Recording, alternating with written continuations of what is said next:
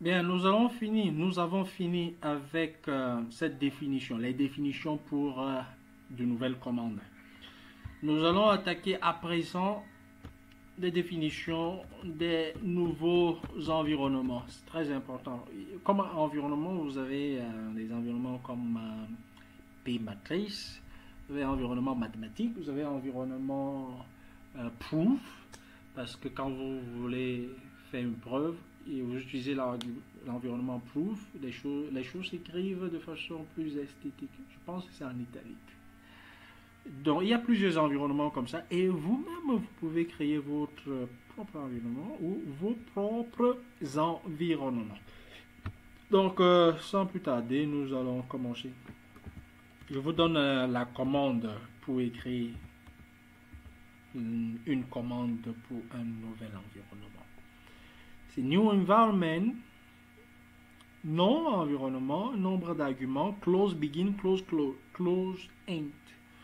Donc c'est ça. Et il vaut mieux regarder ça par un exemple.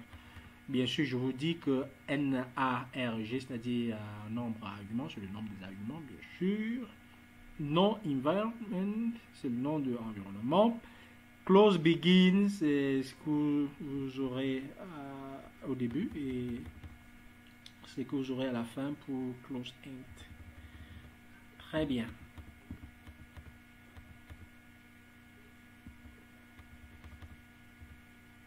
On les appelle souvent les pré et les post. C'est-à-dire close begin, c'est ce qu'on appelle les pré et close end post. C'est-à-dire ce qui va se passer au début, ce qui se passe à la fin.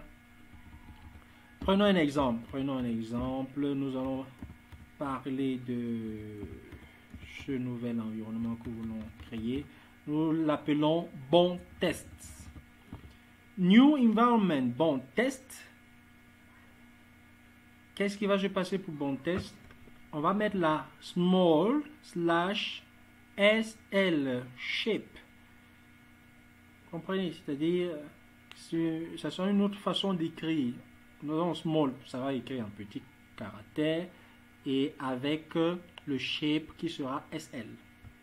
Ensuite, pour commencer, nous allons aller flux right. Nous allons aller à droite. Ok? Et pour finir, nous allons toujours finir à droite. And flux right. Ok? Et quand nous avons fini, nous reprenons avec normal size. Et maintenant, up shape. Normal size, c'est-à-dire qu'on va retrouver notre écriture normale. Et up shape qui est aussi une façon d'écrire. C'est un font, c'est-à-dire c'est un des caractères qui nous permet d'écrire les choses de cette façon. Shape. Et prenons alors, nous avons créé notre nouvel environnement. Comment l'utiliser? Nous allons utiliser notre nouvel environnement, c'est-à-dire /begin bon test et ensuite end bon test. Dans notre environnement bon test, nous avons écrit mais pareil à deux fois ne se font point connaître et pour leur coup d'essai veulent leur coup de maître.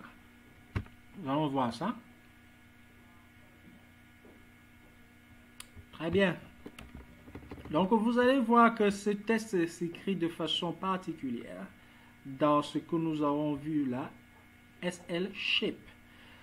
Bon, imaginons qu'on n'a pas mis ceci. Voilà, je vais couper et allons-y à la compilation. Très bien, exactement, regardez comment ça se passe.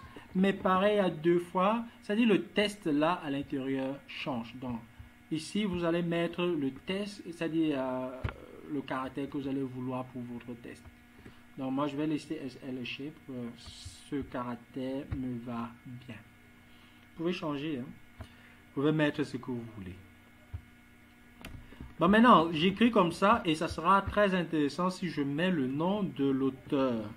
Si à la fin, là, je peux mettre quand même le nom de l'auteur, ça peut être intéressant. C'est possible.